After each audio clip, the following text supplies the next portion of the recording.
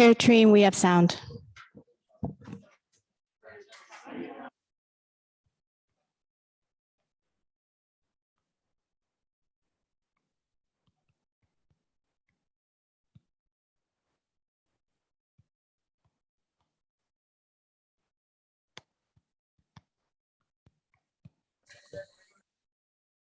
Invitation only. Okay, we'll talk about that later. We're good. Is that correct? Okay. We will call the meeting back to order. And please note that Mr. Smith has joined us. And Mr. Smith, you didn't miss much. I think we're on only the first or second slide of Ms. Watto's presentation. So please continue and thank you for your patience. Thank you. And maybe in the interest of everyone who may have been listening in, I'll start over with the expense slide. Okay. So thank you. So again, just to review, looking at the revised FY22, and I'm going to point these out here, the revised FY22 to projected FY22 expenses, we're looking at an increase of $690,000 to end the year. Most of that is capital projects and some maintenance items that were added on, but it's going to be exceeding our spending authority. And we'll go into some more detail on 23 and 24 here shortly, but I wanted to point out again, just the bottom line. So we're expecting increases for 23 proposed expenses and 24 proposed expenses. We're looking at for FY23 about $890,000 over where we were in FY22. And for FY23, we're looking at just under $1 million, about $977,000 in more expenses than we were in FY22. And a lot of these, even though we've had a lot of efficiencies around the terminal, we have expenses that are beyond the control that we're seeing. And again, I'll detail that, but a lot of it has to do with increased costs. So next slide.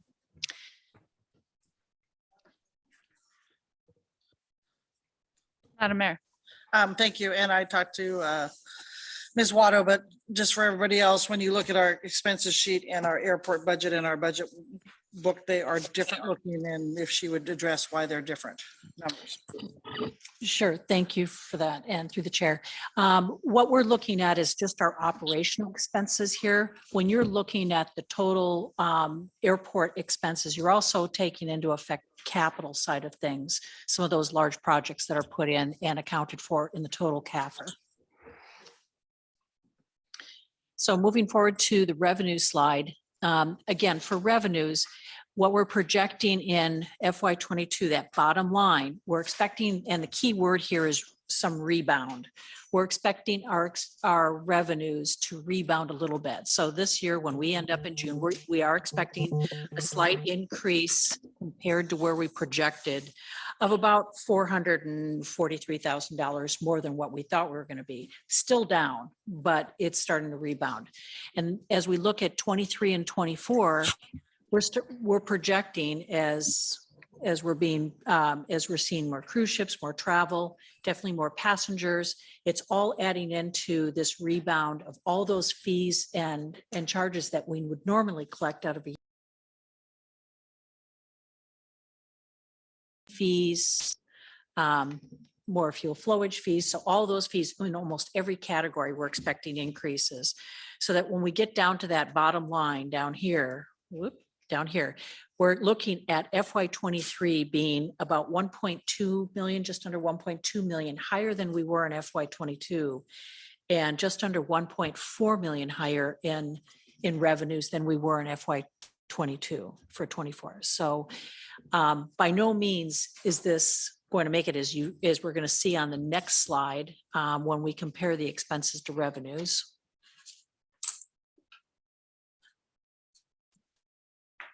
Thank you. So what I've done here is I've taken the revenues, as I've just shown you on the previous slide, the expenses as they were put in on those bottom lines, and we come up with that deficit. And you'll see it's still quite significant. And then you'll see this line for tenant rent relief. And I do want to speak to that for both this year and in FY23, but not in 24. We have a lot of tenants who have not turned a prop or a rotor in 30 months. They are, even if they have a good summer, they're not going to make up for what's happened for the last almost 3 years. So that rent relief, which is allowed by our CARES grant, and when I say CARES grant, and I'll go into that, it's actually 3 different grants that we received from the FAA. So this is still to help them with, and it's commercial aviation. So it's your Temscos, your Ward Airs, your Coastal Helicopters, your Wings Airways. It's your commercial tenants that we're still giving them rent relief. I also want to point out that while we did give that in FY21, it's not shown down here because it's incorporated into the balance of this deficit. So it was given in FY21 as well. Ms. Hughes But- Gandies has a question. Thank you, Madam Chair. I have a question just on this particular item. The length of the pandemic is a little blurred on both ends. So I wanted to ask, was FY21 the earliest that the relief started to present day? And then secondly, is that 100% rent relief or is that some percentage? Thank you. And through the chair, it is a great question. So it started in our fiscal year 21. So even though COVID went back into 2020, we didn't start that until July of 2020. So that's when that rent relief took effect. It was only for their leases and parking. So it was an exact number related to what their rent is on the airport for, say, their ground underneath their hangar, or their parking in front of their hangar, or whatever that was. So it's very specific. It's not a percentage. Follow up. So that would be their entire payment, or when you say it would be their parking or their ground space, but that would be what they owe to the airport. So it's, And through the chair, in that particular, in their rental categories, they still had other fees. If they were turning a prop, if they were going somewhere, they were still paying fuel flowage fees, or larger carriers were still paying landing fees. So it didn't exempt them from other types of fees that we have at the airport, just those basic rents. thank you. That's helpful. Okay. So continuing on with the bottom line, then, by the time you add in the tenant rent relief and the deficit that we're showing for each year, you'll see in this purple area what we're projecting for FY22. We're looking at just under $3.3 million of deficit that we're going to be using CARES Act for. With the rent relief, again, 23, we're looking at $2.8 million of deficit. And we have not projected to put that rent relief into 2024. So it just carries down that deficit between our expenses and revenues at about 1.4 million, that we're still using CARES Act for all of these. And we just left the debt bond service off there for now, and we can discuss or add it in later. Next slide.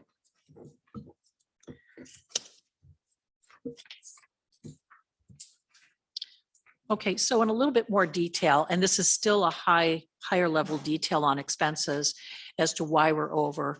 And it was really quite easy. The personnel, we normally, in any one year, you have longevity increases, you have certain increases. But in this particular case, we also have projects that are not directly under construction for the projected 23 and 24 years. We're in a lot of design right now. So normally we have personnel costs, and I'm not talking our projects office or anyone like that, but we have a lot of folks out on the airfield who may be working directly in a project. And that means that they can charge that project that is paid then through federal funds, and therefore credit to our operating budget, if that makes sense. So we're not going to see that right off the bat. So now that looks as if we're up 273,000 for FY23 and over 300,000 for FY24 compared to FY22. And then, as I had mentioned, we just have these increases that are beyond our control. And as you probably heard from Mr. Rogers giving talks throughout every department, insurance has gone up. And in the case for the airport, our property and special insurance, we're looking at 190,000, almost 190,000 increase for FY23 and almost 200,000 for FY24. This is double. This is double where we're at for FY22 right now. And then, as Noah it doesn't surprise us. Chemicals, our largest, the biggest bulk item that we order is going to be de-icing chemicals for the runway and sand. One of our number one bills that we receive every year.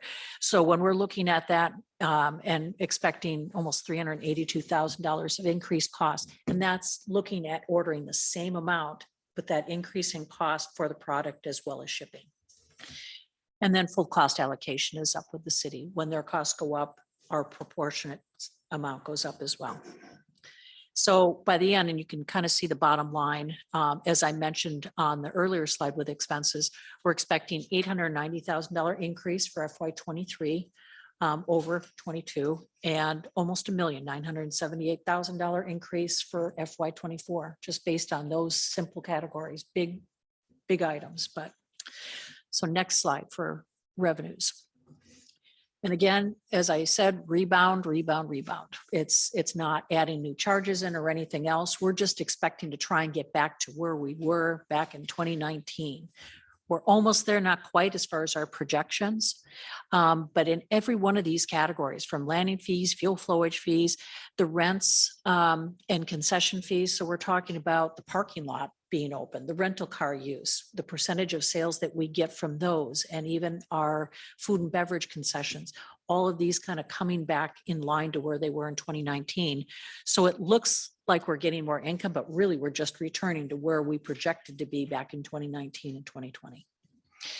And the same with passenger security fees. Those are the fees we get when passengers go through security screening at the airport, paid by the airlines. So the bottom line, as I stated, we've got just under 1.2 million that is rebounding for FY '23 and 1.4 million for FY '24. So if you can go to the next slide, please. So in that summary, we are planning to use CARES Act, and I'll go over the CARES Act kind of table summary here shortly. We're looking at 2.7 million, almost 2.8 million in CARES Act funding, the Airport CARES Act funding, just to be sure it's Airport CARES Act funding. To balance FY '23 and 1.4 million for FY '24. In addition, as I stated earlier, we'll need to have additional spending authority for FY '22 of 690,000 that is above what we had projected we'd spend. And again, the difference from that is going to be CARES Act to pay for that. So we can go forward to the table. So this is the summary of that CARES Act. And as I stated, we call it CARES Act, but it's actually three different ones. It's the CARES, CRISA, ARG, the ARG or ARPA grant. You'll hear it as two different ones. They were all out at different times from April of 2020 through August of 2021. All of them have a 4-year sunset to them. So we keep track of all those. I have a spreadsheet that says what's eligible for each type of grant as well. But just outlining what we've already spent. So above this solid line in the middle of the page are things that we've already put in, appropriated, or used. For example, FY '20 has been closed out, FY '21, the use of the GEO bond in 21 and 22 is going to be going in. We've appropriated money for those replacement, like the bag belt that we're doing, which I'm afraid it's down right now. We're trying to limp it along until we can get that up this fall. And some of the other things that have already gone through are appropriated into this year's FY '22's budget. The ones below that are projected or proposed. As I stated, the FY '22 tenant relief, because we haven't closed out the year, we don't know where that will end up. It may be a little less. The same thing with our operational, those numbers that we put through in the budget deficit summary, those are all estimated and put into this chart. And there's two other items here that actually three I want to point out. There's a required concession relief out of these grants that came in, $98,000 we have to provide in concession relief as well. That's outlined in the grant. And there's another grant separate from this that is another concession relief grant, but it's not, the way that the FAA wrote these up, it's not included in this. So it's not as confusing. So I didn't include that in there because it's off limits for us to touch for anything but concession relief. And then the other ones down at the bottom here, I want to point out the parking lot construction. It's currently in design. You'll see the 600,000 up here for design that was appropriated last year. It's being designed. We're estimating about $5 million to redo those parking lots. So anyone who's pulled in there and seen how nasty those potholes are and the lighting, we're moving forward on getting that done, but that's the estimate to do that work right now. And again, it's CARES Act. This is a project that's not, it would not be covered by federal funds normally. And that's what we've looked at for doing these CARES project, is to do things that the federal government would not normally pay for with our AIP grants, Airport Improvement Project grants.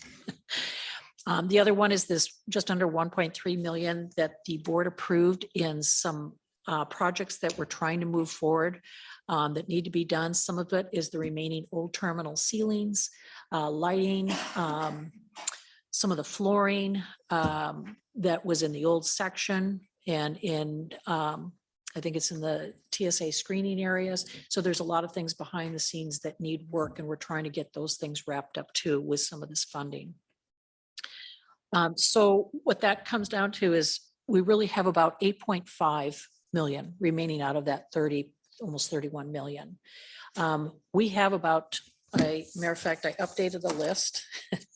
We have about $20 million of projects that are ineligible right now that we could do starting tomorrow, of projects that are not covered by a normal federal grant. They're ineligible by FAA standards, but in this case, they're eligible and under the CARES grants. In these CARES Act, they outline everything that we can do with it. Every one of them is very specific on what we can and can't do. All of them say that we can, but it's for operational expenses. We can use one of the grants, this first grant only, for federal AIP grants. So when we come to the assembly and we say, okay, we've gotten this federal money, say it's 1.5 million and we need to cover another 375,000 in local funding, this could come from that. Normally we have to come up with it through other means, either our passenger facility charge fees that you hear about, or it comes out of our operating budget and sometimes sales tax. The other thing is concession relief, like we talked about just a few minutes ago. The capital projects, of course, that's the majority of what we're looking at, or about half of what we're looking at that we could use this for. The tenant relief and others, things like the GO bond debt service or revenue bond debt service. And I'm trying to think, I've mentioned the 20 million that we still have out there, as well as a $2 million match requirement that we have for projects upcoming over the next 2 years. So next slide. And I just wanted to bring up some real quick overview on what we're currently working on. Of course, people have known about the terminal. We're about 97, 98% done. We've got punch list items, a few other things to put in, almost done. Taxiway rehab, that should be finished this summer. And really, that's a very small portion of what we have to finish up for this project.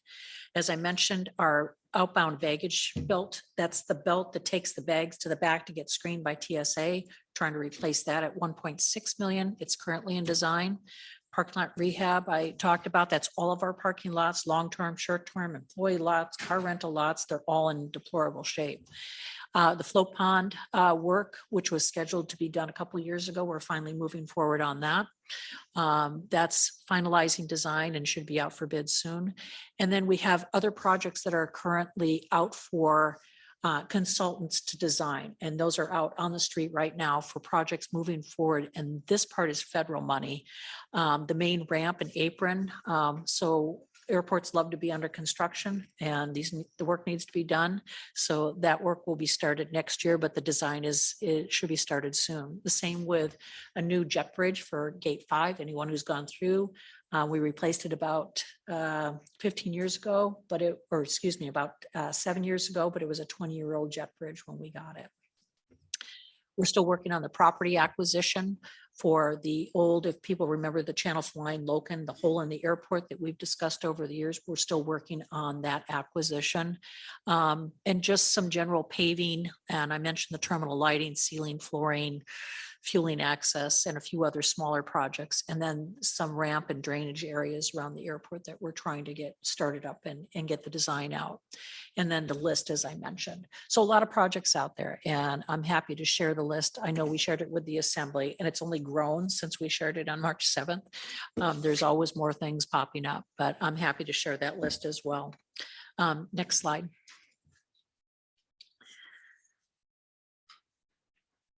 So with this, I am going to turn it over. I believe Al Clow, or perhaps Jody Al Clow, our board chair, is on the line.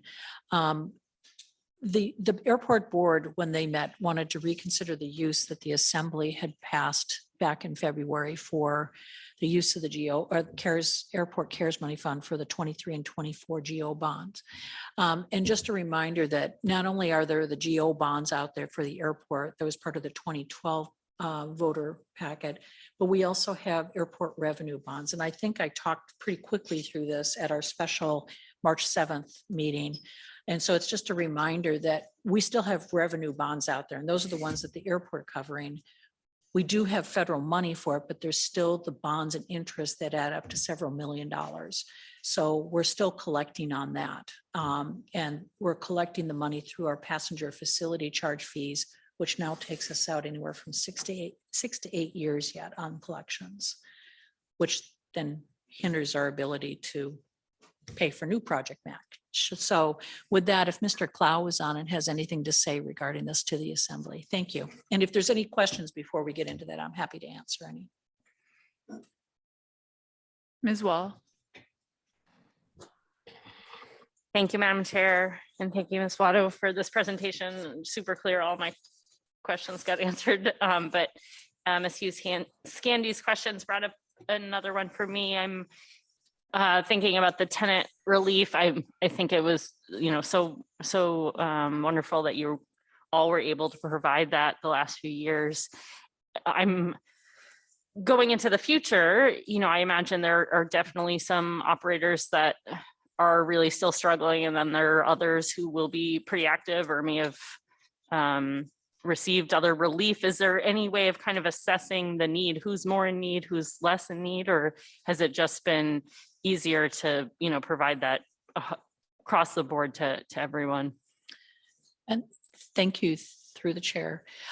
When we looked at this and the board met on how we were going to handle the tenant relief, it was to help our commercial aviation team, who we wanted to make sure kept solvent. We wanted to make sure that they were going to be there in the future to continue, because that's the bulk of what our revenues are.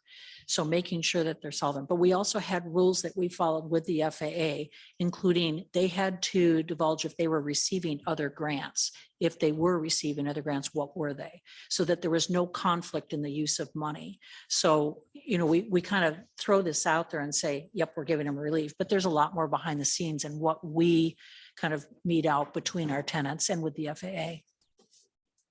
Thank you. That is what I wanted to know. Ms. Hughes Scandy's. Thank you, Madam Chair. Thank you, Ms. Otto. You are being very comprehensive, which is great and helpful, but you were so comprehensive that made me have another question.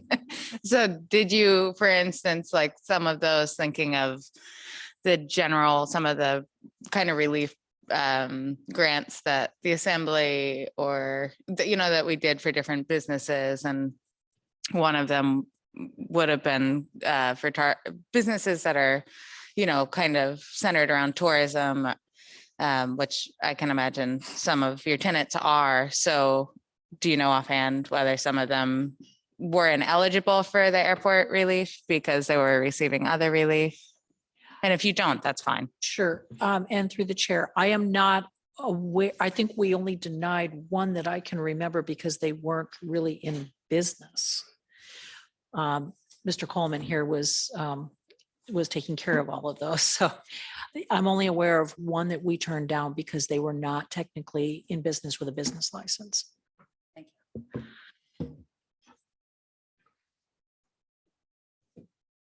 I don't see any other questions. Did Mr. Clow if you want to add anything, go ahead, please. Thank you. Can everybody hear me all right? Yep. Okay, yeah, appreciate you guys taking the time tonight and suffering through the technology issues. I think Patty did a outstanding job of kind of explaining where we're at, and we appreciate the opportunity to come back to the assembly on this bond debt issue. Just to drill into that a little further, obviously, I think we, the airport, can demonstrate need for those dollars. Those are, the CARES Act funds have been so portable for us. They've allowed us to really do a lot of things that we couldn't do with regular AIP funds. And not only have they allowed us to stay solvent during these times, we haven't had to go to the voters or the assembly to keep us solvent. So it's, that's the good news part of it. The bad news is there's still plenty of need out there, and we don't see that going away. We as a board are looking at how we're going to operate the facility once the CARES Act money is expended. And we're working with our user groups to, I hate to say it, but looking at increasing fees and such in the future. It's, kind of the world we're in right now. But going back specific to the bond aspects of it, there's a couple of things that give us a lot of concern. And one is, are these dollars that are being taken through the CARES program being adequately accounted for so we don't end up sideways with the FAA in a grant audit? We're subject to very stringent federal audit requirements to make sure any dollars we spend on the airport are spent on the airport. And I think the simplest way I can explain this is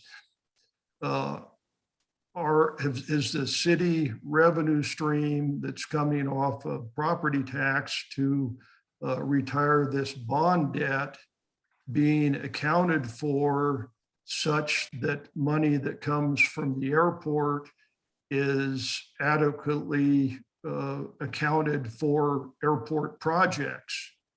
And that's a big deal for us because the FAA has come back at various state and municipal airports when they have found dollars not going in the right direction. I'm not saying that that's happening, but it's something that we are concerned about. The other issue that concerns us and such is that just, the bond debt was by virtue of the ballot proposition to be funded out of property tax. And if we're paying for the bond debt out of airport CARES funds, which is fine, that's eligible by the FAA, but where is the money that went out of property tax going?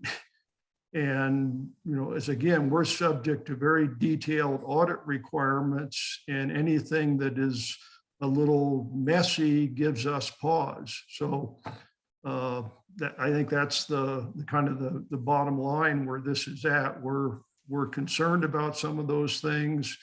We feel the airport staff and the airport board has done a responsible job in keeping the facility in operation. And again, the good news is we've had these extraordinary federal dollars that have been quite portable to make that happen. But we'd like to get the biggest bang we can for this buck. And so that's why we're here tonight. So I think I've probably rambled on long enough. So if you have any questions, I'm happy to answer them or go back to staff. Thank you, Mr. Cloud. Ms. Candies. Oh, sorry. Mr. Smith. Thank you, Madam Chair. Thank you, Mr. Cloud. And this is for either you or Ms. Watto. Are any of these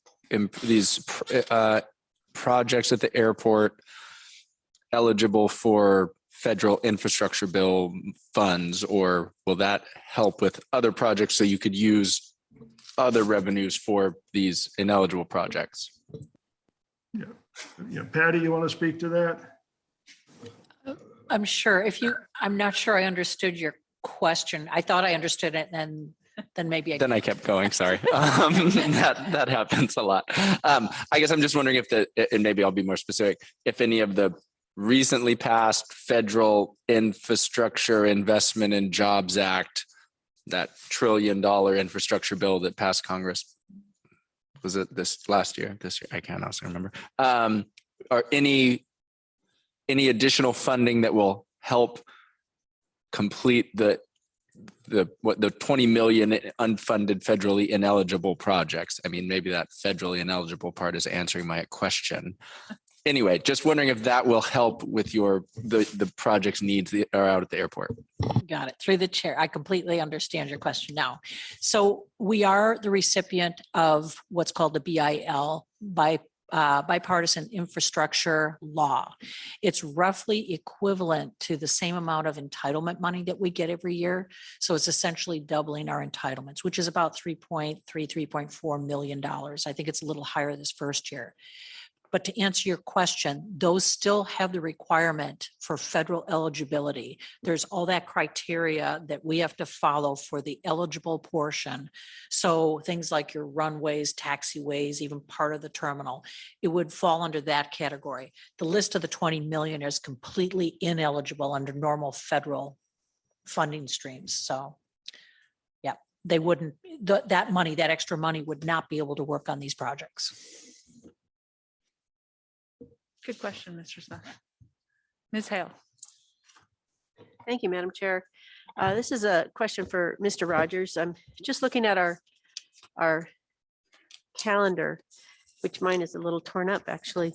And can you, I know we've asked this question before, but it's hard to keep track of dates. Can you kind of tell us at what point in this process will we be at a point where we're looking at maybe the possibility of pulling back that 6.6 in 23 and 6.6 in 24? If we were going to do that, where would we do that? Would that be like May 18th, or where would we be looking at something like that in this process? Mr. Rogers. Assemblymember Hale, I assume you're talking about the 660,000. Did I say something different? You said 6.6. I know you did scare me too. I was like, Wait, Thank you. we are sometimes off by an order of magnitude. So just to think about your calendar, okay? So you will have another series of presentations next Wednesday from your grantees, and then May 11th will be a day for the starting of many conversations. We can put any sort of deliberative action on the 11th. We'll put the decision list on the 11th. I think ostensibly the assembly could talk about anything that night and move it forward. And then really the last meeting on what we hope to be the last meeting on the 18th is where you have to make final decisions to move things out of committee. So anything that's not addressed on the 11th will need to be addressed on the 18th. So one of those two meetings, I think, is a fair place to be making any final decisions on any budget. Thank you very much. So that's a place to make final decisions, but I mean, is if we wanted to discuss it, is this the day to do that? I think this has happened before where, you know, we sit in these finance committee meetings on, and then all of a sudden we're making decisions without having really discussed it. So like, is it possible that we would be talking about it on the 11th and then making decisions on the 18th, or will it just like come up and we just make decisions? I mean, Chair Treem, I mean, the assembly can discuss anything, anytime that it wants, and make a decision anytime that it wants on any subject, really. So for example, you could make all your decisions about the airport budget tonight and we would never revisit it. Or you could talk about it tonight, make some decisions, defer others, talk about them again. I mean, you'll have 2 more bites at the apple, at least in terms of number of meetings. And in those meetings, you can talk about anything you want. So any decision that the assembly doesn't make tonight with regard to the airport budget will go on the decision list, just so that we've flagged it for a future decision. Okay, super. Thank you. If you have questions, I would say now is the time to ask questions, but I assume knowing everybody on this assembly that when a motion gets made, there will be discussion about it at that meeting.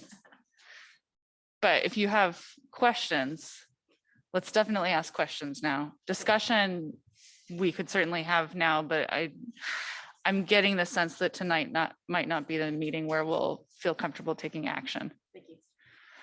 Mayor Weldon, I have a motion when you're ready. okay, Mr. Smith.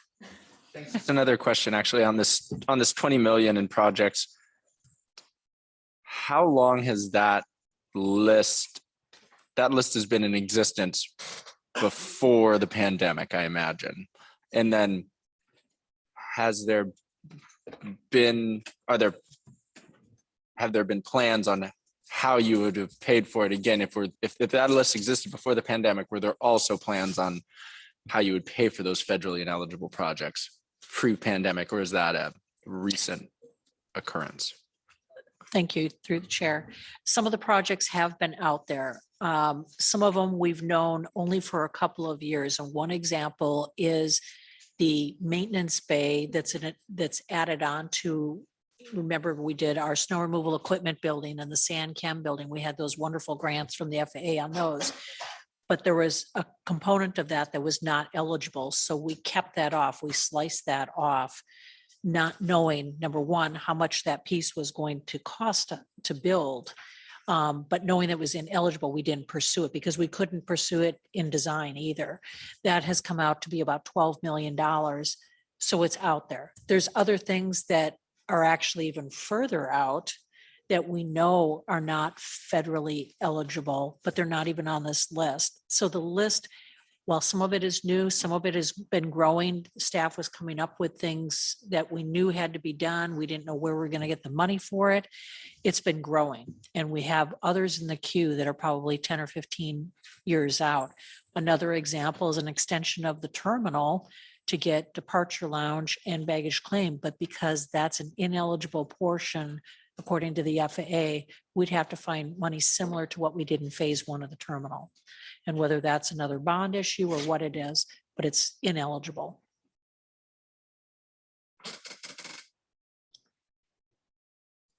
Mayor Weldon, oh, another question, Mr. Smith? Actually, yeah, just on that second part. I mean, I know we do this often and everyone does it in personal life and projects and government, everywhere. You have these projects that you know that you need done. I guess the second part was, had there been plans on how you were going to pay for it? It was just kind of we know we need this and we'll figure it out as opportunities present themselves and as we kind of work on it more. Sure, thank you. And for some of these projects that we call smaller projects, maybe they're just a few $100,000. We may be putting that into the budget in any one type of year, so our operational budget, to try and pick away at that. Put into more reserves or pay for it out of airport reserves. That would be one part. Some of these larger projects, because they're so large, and until we can get a handle on what the scope and magnitude and that further planning, similar to the terminal is the one I'm thinking of, we weren't going to do anything right away. We're still getting done with the second phase of the terminal. So it's really not on our radar to start planning for it right now. The same thing with the maintenance bay for our snow removal equipment. We have the old bay, it's the 1960 whatever ARF build, our old fire rescue is the one that we're currently using for our maintenance. So we'll continue to, keep that plugging along for a while until we can build. Maybe it's just a shell of a building. Maybe something else will come through, or maybe we can use this funding to do a shell.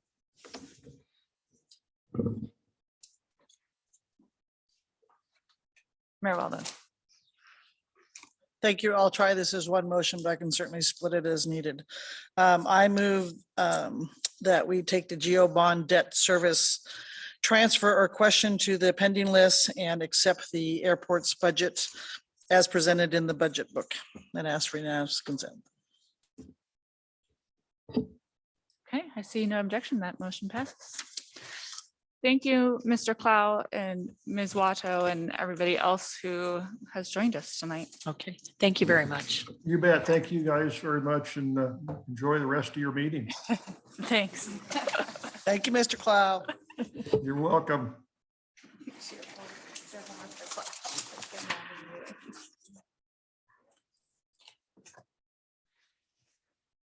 Okay, next up, we have the hospital. Is that, we have in-person presentations for the hospital? Okay, we'll give people a couple minutes to shuffle.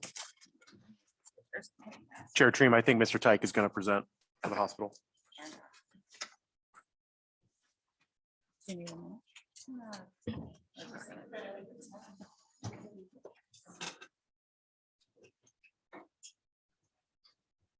Good evening. I'm Oh, Robert Pike. I'm- Mike. There you go. Thank you. I'm Robert Tyke. I'm the interim CFO at Bartlett Regional Hospital. And with me today is Blessy Robert, who is the Director of Accounting, and 3 of our board members. And I will say, for the record, I'm glad I don't run an airport.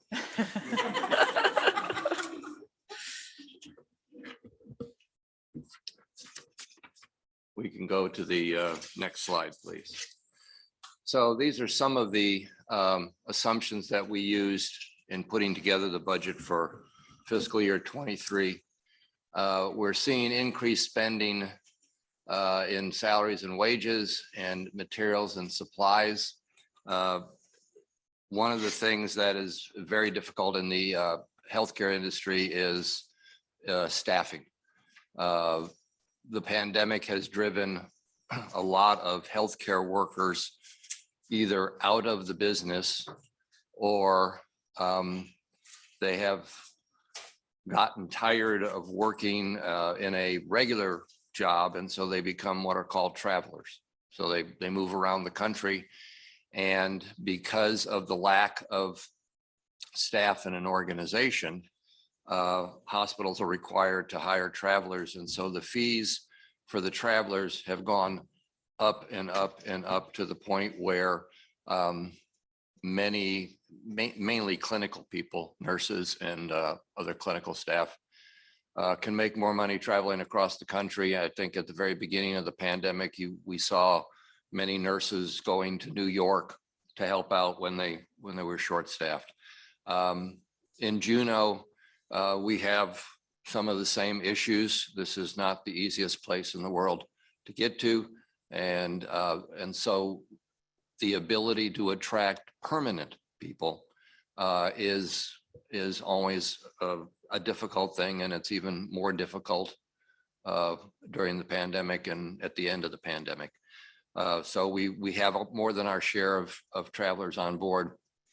And we are working on multiple ways to recruit new staff, and as important as recruiting staff is, retaining them is even more important. So once you get on board, how do we keep them there? So the numbers for salaries and wages have gone up in this year and for the coming years. Materials and supplies, and anybody who is awake realizes that there's a supply chain issue all across the country. And I've worked all across the United States, and I've never had an issue where achieving supplies is as difficult as it is in Juneau. So in December of 21, we signed on with a new GPO, which is a group purchasing organization. Most hospitals belong to a GPO because it helps you buy your supplies at a lower cost. And for a hospital of our size, you need to be attached to a GPO because you get your discounts based on volumes. Our volumes would be so low, but if you're tacked into the GPO, now you're living off of larger hospitals. So that is something that we are hoping will show us some significant savings in the coming year. Patient volumes and the revenues were projected, as you'll see on the next slide or two. We increased our inpatient volumes because we added beds during the year on an emergency approval by the state. And we're seeing an increase in those beds. The balance of our volumes for the coming year, we have kept flat with this year. That is simply because it is so much more difficult to project growth and increase as a result of the pandemic. We decided to go with a conservative estimate. I've been an accountant for a long time, and there's nothing worse than projecting for the sky and never being able to get there. I would much rather have a conservative projection and then beat that and everybody tell me what a great job I did. So we'd rather keep this much more conservative. Our CIP is about $3 million for the coming year, which is fairly consistent with what we've done with CBJ in the past, and a capital budget of 5.8 million for 23. Next slide, please. And if I tend to go too fast, just tell me to slow down. This stuff is fairly common to me, so I try to get it out there so everybody understands it as quickly as possible. So you see the statistics tracking from 2019 through to the projected for 2022, and then for our budget in 23. And as I mentioned, our inpatient volumes for the budget are significantly up, whereas everything else, we've basically budgeted it flat. We've seen some nice increases in mental health patient days and in the rainforest as well. The crisis intervention building that's under construction right now, I think it is planned to be open in March of 23. That will hopefully show us some other increases in outpatient mental health. We didn't budget a great deal for that because it's opening mid-year. And again, we don't want to be too positive on that side. Next slide, please. Yes. Ms. Wall, oh, we have a bunch of questions. Ms. Wall, Mayor Weldon, Ms. Hale. Thank you, Madam Chair.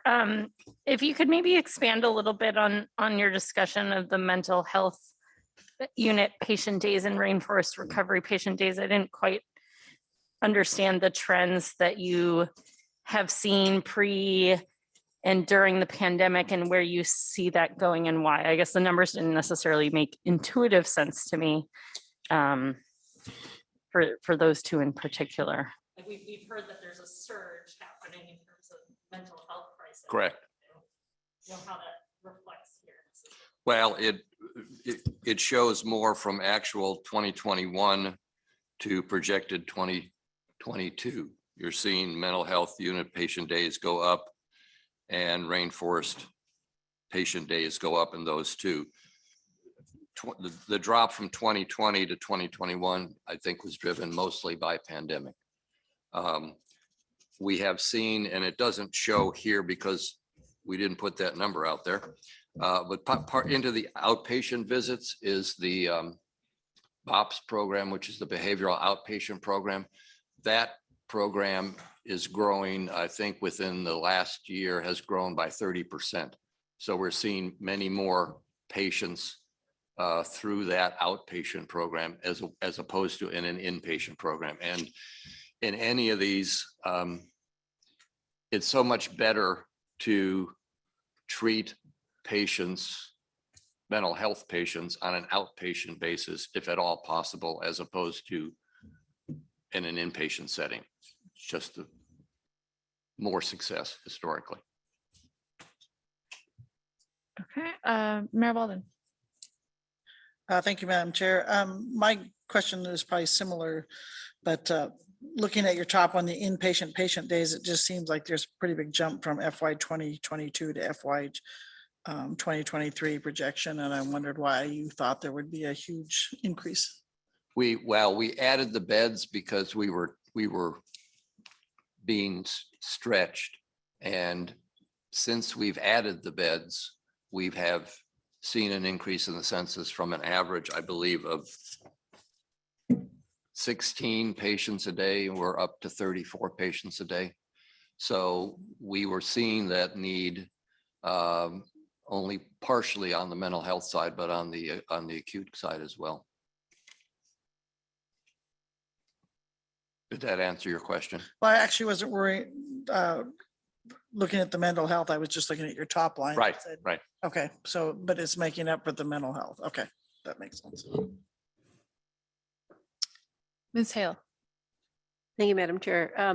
Can you explain to us what physician clinics are and kind of give an idea of even why they jumped from 6754 to 15,452 in FY '22? I mean, so pre-pandemic and then now, what is that and what's the big jump there? We employ a number of physicians, so those are their clinics. I can't speak to whether we added physicians from 19 to 20, which would have driven the numbers up if we purchased additional practices.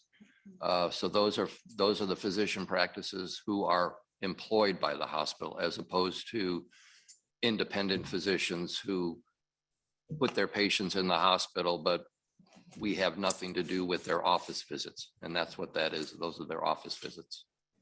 Thank you. Ms. Hughes Candies. Thank you, Madam Chair. This is a little bit of a follow-up on the mayor's question. On the next slide, you just mentioned the average patients per day from 16 to 34, which seems like a huge increase to me. So you're saying, is it fair to say, characterizing your last answer, that you were feeling strained by 16 and with the addition of the beds, you're not having any problem filling them? Yeah, well, I mean, I'm coloring it, yeah, but the problem we have filling them is staffing. okay. We actually had capped, I think, the mental health unit for a period of time and capped RRC for a period of time because we just didn't have the staff to take on more. The business was there. It's a rude way to put it, but the business was there, but we did not have the staffing. One of the things that you will find in healthcare is when hospitals say they are full, 95% of the time, that doesn't mean that every bed is full. It means they don't have the staff to manage any more than that. So they have frozen admissions because they just don't have staff. There are, I'm not sure in this state, but there are historically standards, X number of patients per nurse on the floor, that type of thing. And so if you can't manage any more patients, you cap it off. Okay, thank you. That's helpful. Continue, please. Next, okay, we're there. So what you see here is a pie chart of the various revenues for fiscal year 22 and 23. And what is fairly evident is you don't see a significant change in the volumes or the percentages of each different type. Outpatient revenue is historically what drives a hospital in this day and age. Back in the beginning, when I started doing this many years ago, the numbers would have been reversed. It would have been 59% inpatient and 25% outpatient. But over time, many surgeries have gone to outpatient surgery that used to be inpatient surgeries. And so the swing has gone to the outpatient side. So other than the change in the outpatient, a little bit of a larger increase in the inpatient revenue, but the other slices of the pie stay fairly consistent. Next slide, please.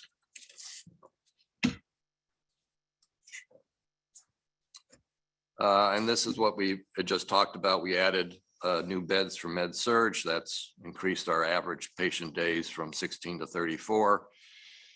We will put in a 4% price increase on July 1st, which I think is what we have done in the past couple of years, is a 4% price increase across the board. All our other revenue projections are are flat. On the expense side, we've budgeted a 2% cost of living increase for our employees.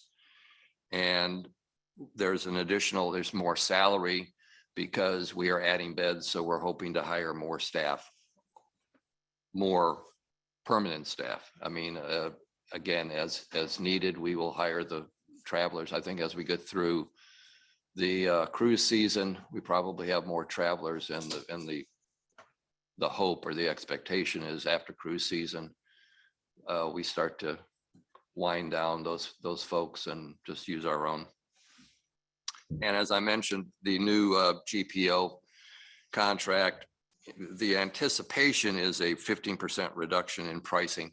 I was just in a meeting today where I think the comment was made from the GPO people that if we follow their standards and buy the things that are on contract, we can see upwards of a $3 million reduction. Now, we didn't budget that $3 million reduction, but as we work closer with the GPO to purchase things that are on contract that may be different than what we're buying now. So part of this then is making sure that all the staff, if you move from item A to item B, they're comfortable with item B, that it provides the same quality and everything that item A does, but we can get it at a little cheaper price. So that is the hope for the GPO. Next slide, please. This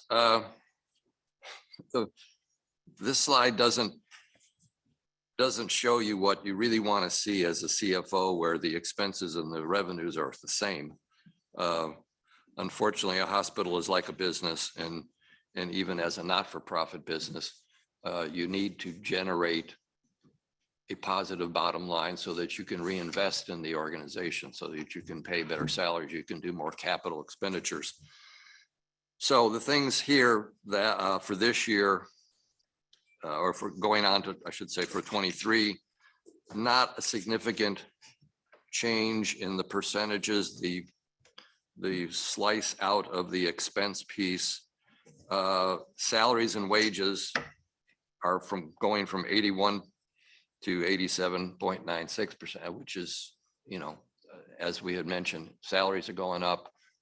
Travelers are built into this, so those numbers are just going to constantly increase until, I guess, until they can't increase anymore. Next slide, please. The CIP, as it is handled here, is the deferred maintenance, which is $3 million. I will be honest with you, I've never seen this before in a hospital. It's unique. I've never worked for a hospital that was an entity of the city.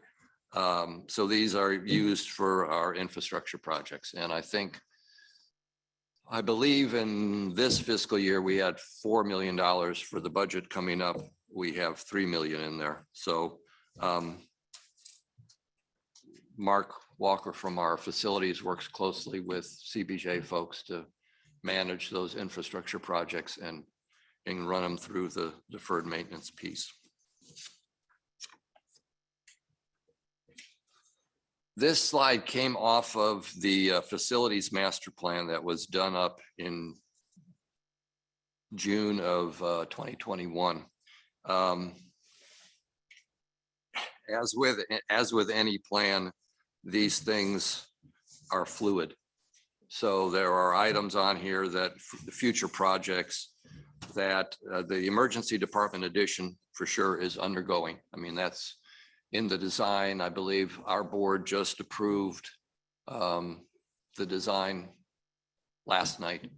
So that's going to start moving down the path of getting beyond going into the true design and then the construction piece. Some of the other projects that are out there, future projects, I think they are fluid in terms of what comes before what.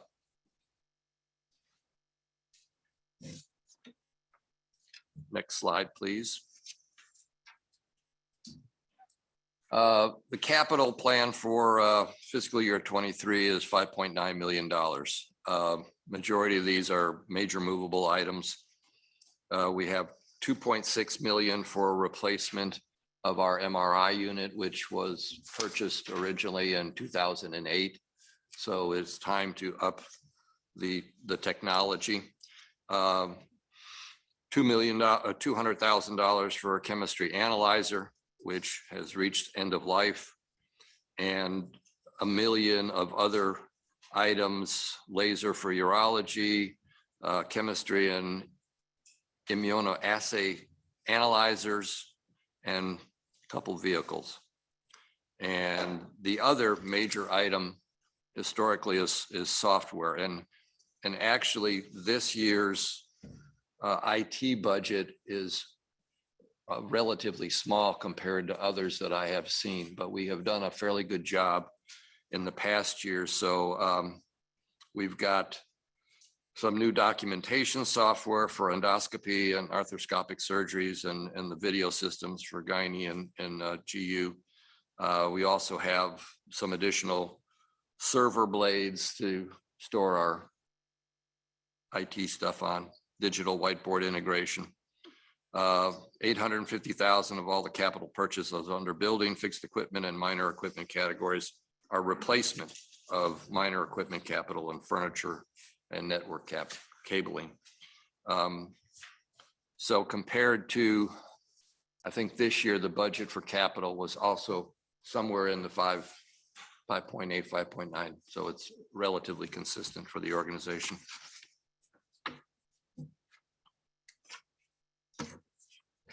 This last page is the fund balance report. You can see for the fiscal year 23 proposed budget, the listing of expenditures. Again, you see a tremendous increase from projected actual in 22 from 87,208,800 to 94,008,000. Again, that's salaries and benefits. The PERS funds and all those types of things that flow into this.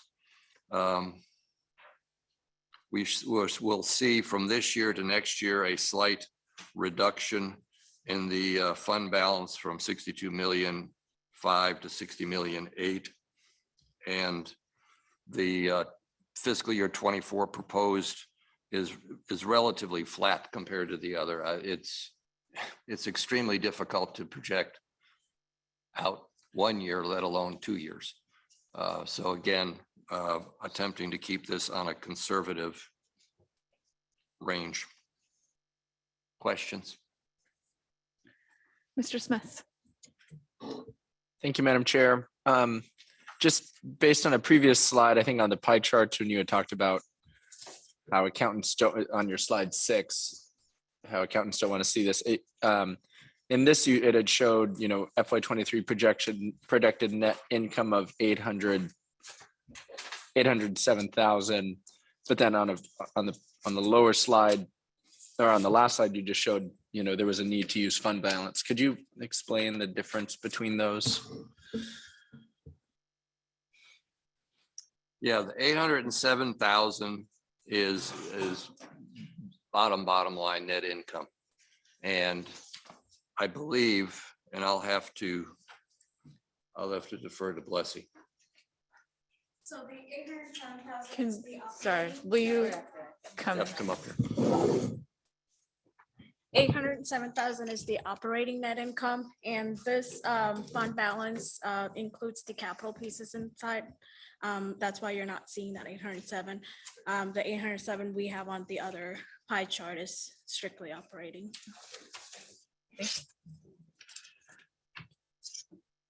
Any other questions? Mayor Weldon? Oh, Ms. Wall. Thank you, Madam Chair. One thing that we often see in our city budget is that, our staffing costs end up being a lot lower than we budgeted because of not filling those positions. I don't really see that in your number. Is that not, does that not happen in terms of, are you getting enough staffing that you're able to spend what you thought you were going to spend on staffing? We're actually spending more than we had expected to spend on staffing. I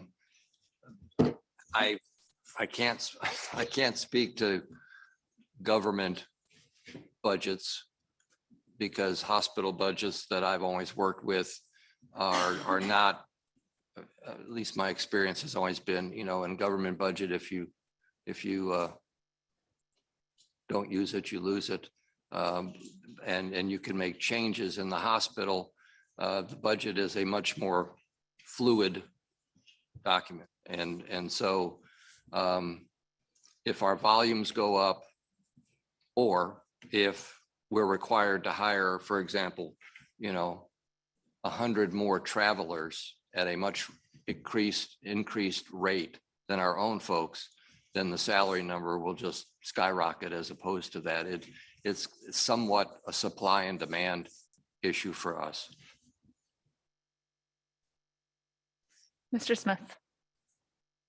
This may be a little strange, but since you're interim and kind of come in from the outside, what is your kind of analysis or perspective on the trajectory of Bartlett Hospital as run as an organization?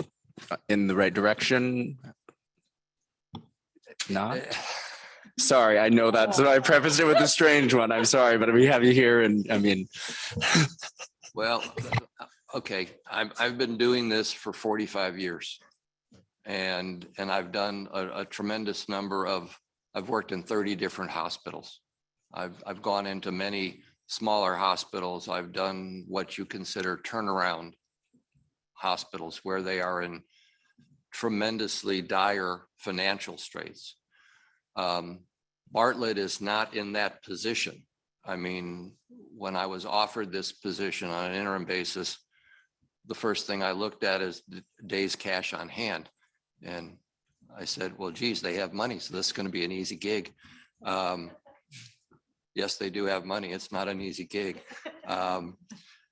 This organization has tremendous potential. People that will do anything to make this place successful. In my opinion, they have lacked leadership and direction. I have come across many folks who are simply dying to be told how to be more successful. How can we improve things? How can we make this better? How can we have a better hospital?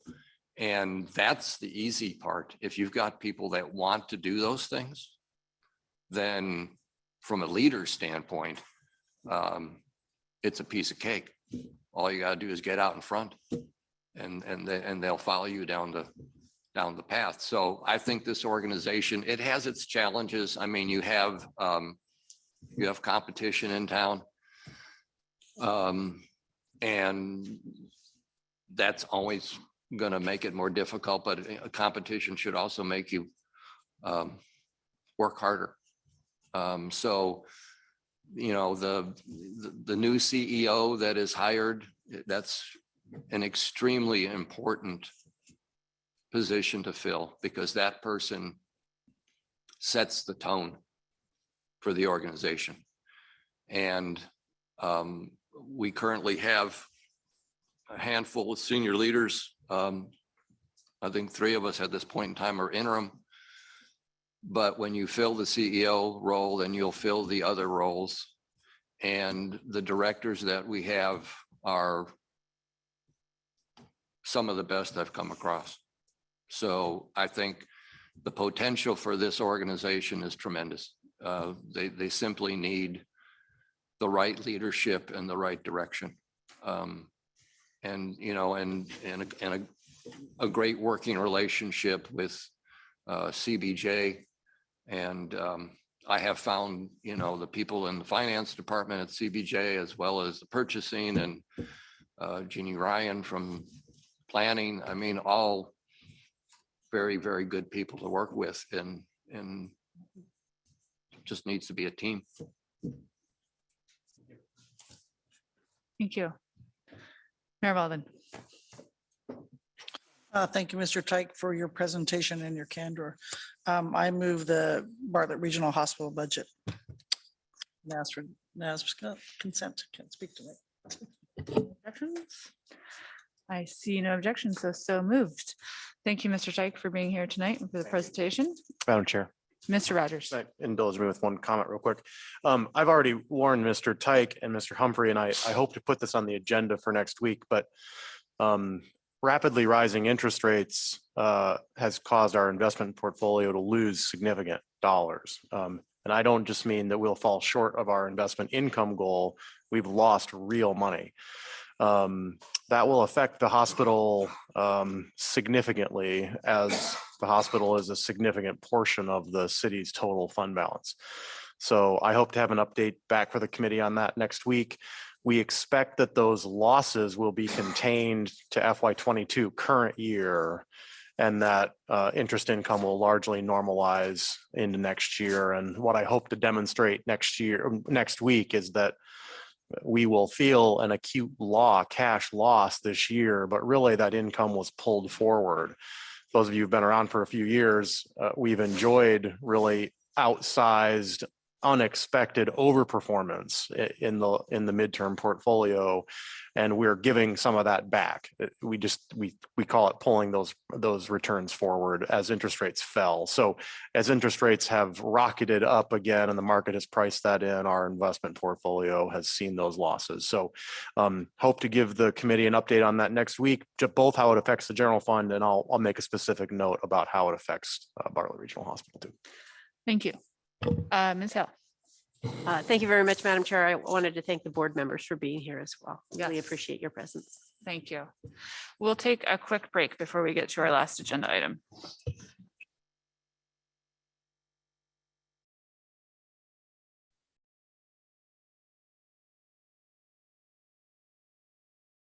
Lauren, are you there?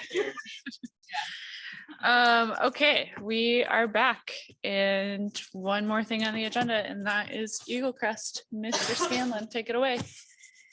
Thank you, Ms. Chair. It's great to be here in person. Yeah. Much better. Yeah. I like these times. It's a very good thing. So I know you guys have had a bunch of long marathon meetings, so I will try to be brief, but love to just go over some stats for the season, catch you guys up to speed on how the winter went, do a quick overview of the budget, where we ended up landing on revenues as we're getting close to the end of the year now. Always difficult for us in early January to see what's going to happen in the year from revenue and expenses side. Talk about our fund balance trend. And then I just want to touch a little bit on our increment request that'll be coming up. I know you guys will probably be talking about that May 11th, but wanted to talk about that and just see if there was any initial questions. And some quick talk on our future challenges and opportunities. Next slide. So season highlights, good full season for us, 92 operating days, good snow season, 351 inches of snow recorded at the summit, 208 at the base area. A lot of that snow we got really early in the season, which was really great. We didn't have to rely so much on our snowmaking infrastructure, which we did a bunch of improvements on last summer, which we're really looking forward to having in the future. It was amazing. The second half of the season, we had a ton of rain at the bottom part of the mountain, which affected some of our business going forward into the second half of the season. And amazingly, our snowpack just didn't seem to melt. I don't know how. We literally got like 47 inches of moisture fell from January 1st to the end of the season. And probably 75% of that was all in the format of rain at the base of the mountain, but it still looks like midwinter up there. I don't know how or why, but it was great, so it made for a good full season skiing all over the mountain. Our skier visits were still pretty strong. We still landed around 80,000 skier visits. Last year was a record for us at 92,000 skier visits. So we really saw a drop off in our spring break season and that second half of the season, or actually the last quarter of the season. Record amount of seasons pass holders. I'll go to detail on the next slide here. This is really a great story. It's fun to look at these trends over the years from fiscal year 15 up till now. You know, last year was a really big unexpected with COVID. We didn't know what was going to happen, but people turned out in droves and our seasons pass sale numbers went really high. And I was unsure if we would be able to hit those numbers again. And we just kind of blew them out of the water. As you can see, our grand total number for the adults and all the categories of seasons pass holders there, 2,700 total passes in those categories. So really great turnout from our local crowd. I think we've successfully been bringing a lot of people back that might have lapsed on our warm winters when the mountain didn't have full operating seasons. On the bottom of this chart is our Flex Pass. This was a new product we brought out in FY20, and that was an early buy-in option. You paid an initial buy-in price, and then it allowed you to buy a half price ticket for the rest of the season. Our goal was to get people back to the mountain without a big commitment up front, with the hopes of turning them over into seasons pass holders. So we're seeing that happen. You can see that first year, 419 of those Flex Passes.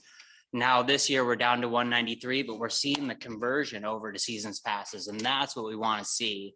Those seasons pass sales are really what drives the lion's share of the revenue and really puts us in a strong position at the start of the season. And go ahead to the next slide. Our multi-card visits also performed well. All of those numbers add up. The multi-card visits, the Flex Passes, and the seasons passes, we all think of as our seasonal products. So again, your grand total, all the seasonal products or multi-visit products, 3,242. So really happy about those numbers. We're optimistic we can sustain those numbers coming into next year. As we know, that's a big meat of the core business of what we're doing. Next slide. Ms. Hale. Thank you, Madam Chair, and thank you so much for being here. It's a lively presentation and it's been a long evening. The 3,242 number, does that equate to the number of individual people skiing up there? Is there any way, do you know how many people from Juneau ski Yeah. at Eagle Crest? Great question. So through the chair, our 80,000 skier visits, that's the number of how many individuals came one day. Right. So that 3,200, some of those people might come 80 times throughout the season. So that our skier visit number represents how many people came for a one-day visit. So a lot of those seasons pass holders are repeat visitations. And then we'll do a single day ticket sales. So our total number is like that 80,000 number during the whole season. We had 80,000 individual people come to the mountain. Not individual people, but visits to the mountain. But how many unique people skied? Is that like 3,200?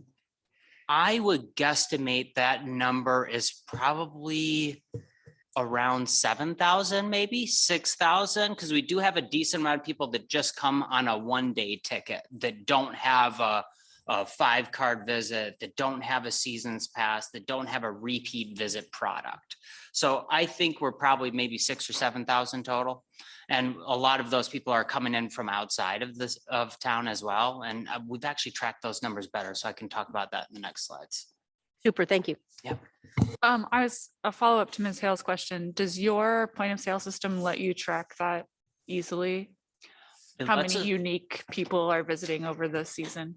It lets us track our repeat visitors really well. Our one-day visitors, we don't build a customer profile in the system, so it's a little harder to track those very well. We just actually had a meeting with our point of sale rep today, and they're developing more functionality to track that better. What we're hoping to do next year is when we sell a one-day ticket to be able to have a prompt. So we're going to type in a zip code. So we can really tell exactly where people are coming from. We did it on a low tech way this year, which was really good, but we want to have that stored in the computer. So it's really good for us to run different metrics. Thank you. So I would love to talk about Ski Patrol. They do an amazing job. We've been very fortunate over the past 2 years. We've been able to recruit some experienced ski patrollers into the ranks. And so we've had a really good stable crew. We've been able to grow our ski patrollers. I think some of that's thanks to some of the pay increases we've been able to do for the ski patrol staff. We are in a big point of transition now. Surprise to me, found out 4 weeks ago now, our Brian Davies, our patrol director, is officially retiring after 34 years of service. So lots of institutional knowledge there that we're going to be sad to be leaving us. And Dale Gosnell was our former assistant director, and he has stayed on with Parks and Recs full-time year round. So those are two big long-term positions in our ski patrol that are now turning over. So we're going to be doing a lot of recruitment this year in that role, but they did a great job keeping the mountain open, doing their avalanche control, keeping everybody safe. Amazingly, 537 pounds of explosive that they ventured out into storms carrying on their back to do their avalanche control work. We had a lot of wind in the tail end of the season. So in our calculations, we estimate we might have actually received over 500 inches of snow at the top of the mountain. You could tell by the snow depth base at the top. We had to do a lot of pushing snow from under the chairlifts to keep them running because the snow is getting so close to the bottom of the chairlifts. Next slide. Snow Sports School did really great amount of business again this year. Our numbers were a little lower than last year due to the mass exodus for spring break. I think cabin fever was in effect. COVID was lighting up, and all of a sudden spring break happened. It was like, oh my gosh, where did everybody go? I think everybody wanted to get out of Juneau and go ski or go to the beach or do other trips. So our spring break lesson program numbers were a little bit down, but still some impressive numbers. 4,967 total lessons taught. So lots of people getting lessons, getting out on the mountain. 1,060 homeschool lessons. The second half of the season, we were able to get our school groups back up on buses. In past years, we'd have multiple schools at the same time. This year, we had to do them one school at a time, so we weren't kind of mixing COVID groups, but still brought in 598 lessons through the school district up to the mountain. So, and then our fifth grade passport, really popular, free skiing for all the fifth graders. We had 140 of the fifth grade passports tickets issued and 700 days redeemed on those. So that passport, they get the card, and then when they come to ski every day, they come to the ticket window and we give them an actual ticket. That way we can see how many kids came for how many days. So we had 700 individual days coming from those fifth graders, 31 lessons and 29 rentals from those fifth grade groups. Next slide. Lots of rental gear going out. Our seasonal rental program just increases every year. It's a great option for the kids because they grow so fast. Parents don't need to worry about, oh, the kids are going to grow out of their boots next year and they're going to have to buy a whole nother set. They can just rent equipment for the entire year. So we had 3,839 seasonal rental redemptions. Some of those numbers are triple play lesson programs also fall in that redemption category, but you can see how popular that is. And just putting a lot of equipment out on the mountain, the shop did a really good job at that. Next slide. Marketing, just some stats here. I won't go through all of them, but continuing some new strategies with our paid Facebook ad placements and paid YouTube ad placements. We reached 296,000 people with those paid placements, and we had 88,000 people click on those videos and then engage with the website. So driving a lot of new traffic, 63,000 first time website views this year and 51,000 website views from outside of Juneau. I was talking about our tracking of our visitors that came from outside. So we have a bunch of various programs where we give free tickets if we're part of a partnered reciprocal mountain agreement. So we've always tracked those really well, but sometimes they'll get 2 free days and then we know they're staying for 5. So this year we were really asking everybody when they bought a day ticket, if they were local from Juneau, and if they weren't, then we were marking down, were you from another place in Alaska or outside of Alaska? So tallying up all of those, we brought in almost 1,600 visitors from outside of Juneau. So we know that's really having a good impact on the indirect spending in our economy, supporting restaurants downtown. I just used the metric of $200 per day that people are spending on hotels, rental cars, food, drinks, gifts, possibly another 300,000 that came into the local economy from those visitors that were coming to Eagle Crest. So we really want to keep moving those numbers up because we think it's really healthy for all the downtown businesses and Juneau in general.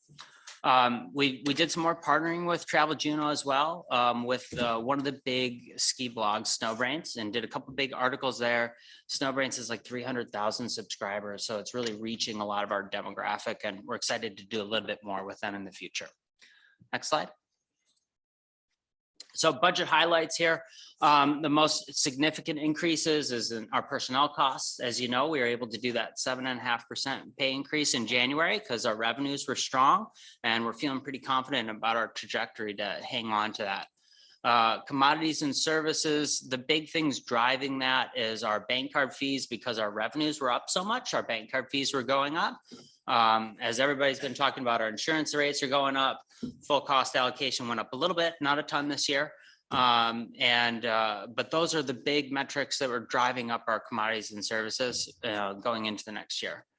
A couple of the other things that were more unique one-offs are ski patrols in need of new avalanche beacons for their safety equipment and in need of some new uniforms. Same thing for snow sports school. They're out in a lot of wet, rainy weather, and we like to keep them warm and dry. So we built in a little extra money there. And in our budgeting process, we like to budget a little higher on revenue. So we've got some wiggle room, not knowing how things are going to shake out. So you might see a surplus in there, but we're trying to go for a net zero impact. And we like to give ourselves a little wiggle room if some of our revenue centers fall a little short due to weather impacts and things like that. Next slide. So we were on a blistering pace for revenue in the first part of the season. We ended up keeping a pretty strong trend to the end. Our spring break period fell a little bit short. So we came short of what was in the budget book. These are some of the highlights where we're projecting to year end right now. Total year end revenue projecting to be at $3,047,000 with our expenses to be $2,925,000. That will allow us to transfer $122,000 to fund balance. And that will bring our total available fund balance to a negative $14,800. We'll talk a little bit about fund balance. You guys are seeing a different view of it this year, where this year you're seeing our reserve fund balance that covers our unfunded liabilities for our inventory and accrued leave. In the past, you were just seeing the total fund balance and not seeing what was behind that. So we'll go ahead to the next slide. Madam Mayor. Sorry to interrupt. It's just sinking in that you said your bank card fees were 140,000. What do you pay for them? Because that seems awfully high. The bank card fees, that was just one of the metrics in that 140,000. Our bank card fees, I think, were around 65,000 or 70,000. So the other increases were the insurance increases. Okay. And That the makes insurance ties to That makes revenue more as sense, well. thank you. So yeah, that was one of the metrics in there. That was one of the big drivers. Okay, so this is our budget comparatives that's in the budget book. As you can see here, we were projecting to have a surplus of 252,000. Now we're, as we're coming into the year end, we can be pretty firm on our revenues. We're gonna have some revenues coming in from our concession agreements between now and the end of the fiscal year, but we can get pretty close on that. So I think this is gonna be a 122,000 number here, which is gonna change our fund balance calculations. Where are these numbers? I'm not sure what page in the budget book that's on. 102. Yep. So this is a copy of that page. And No, you keep saying numbers and I don't know where you are. okay. I see you're if- pointing at them. Okay, thank you. Yeah, and if we Okay, could got it. continue on 2 more slides, I put in our actuals, our year-end actuals. It'll make it easier for me to talk about that. So this slide will show, here's our projected actual expenses that I had on that previous slide, 2.925. Our actual revenues at 3,047,000. and our surplus that's going to go to fund balance here at 122. In the past years of budget presentations, you guys have never been looking at this line here, which represents the value of all of our parts that we have on the shelf, the product we have remaining in the retail shop, and our unfunded liabilities of our accrued leave. So it's always been our goal to get to the point where we have enough fund balance to cover our unfunded liabilities. And when I started on board, the year before I came into the job, the Eagle Crest board thought they'd see the fund balance number at 90,000 and great, we're positive fund balance. But then it came out, oh no, you've got 230,000 in unfunded liabilities. It was like, oh, okay. And so we've been trying to get that total fund balance to a positive, so we're able to cover those unfunded liabilities. So I think this year we're going to get close. I've got us ending up here with a -14, with us putting that 122,000 towards fund balance. Any questions on those fund balance items? Ms. Hale. Oh, my mic's still on. Maybe it's a question for Mr. Rogers. I'm not accustomed to seeing enterprise or enterprise-like entities talk about an unfunded liability due to leave on the books. And is that something that we normally do? Yeah, thank you, Assemblymember Hale. Eagle Crest is quite unique in that it is it doesn't operate, it operates neither like an enterprise nor like a general fund department. So we have to do some backflips to make sense of a lot of things. I think the key thing here is that Eagle Crest does have a fund balance that we report for Eagle Crest as a special revenue fund. And we acknowledge that only a portion of that fund balance is spendable, because a portion of that fund balance is tied up in parts and equipment and things that are for sale. I mean, it's not cash. Mr. Scanlon is correct that there is a effective but relatively arcane way that we care for the fact that employees accrue leave, and then if they don't use it, it remains a liability to the city, or in this case, Eagle Crest. So there may be, or there always is, a certain amount of leave that's been earned and accrued that has not been taken. And that is a liability against the special revenue fund, because it's due to those employees someday, whether they take it or pay it out.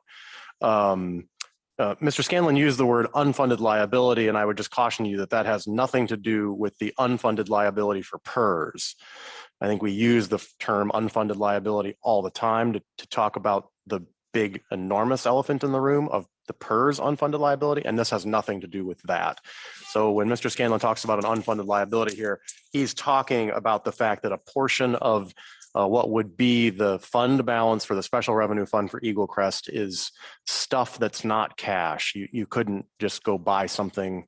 I mean, unless Mr. Scanlon can take a pair of skis in and trade it for something he wants to buy. There's just a portion of the fund balance that's unspendable. Thank you. Ms. Candies.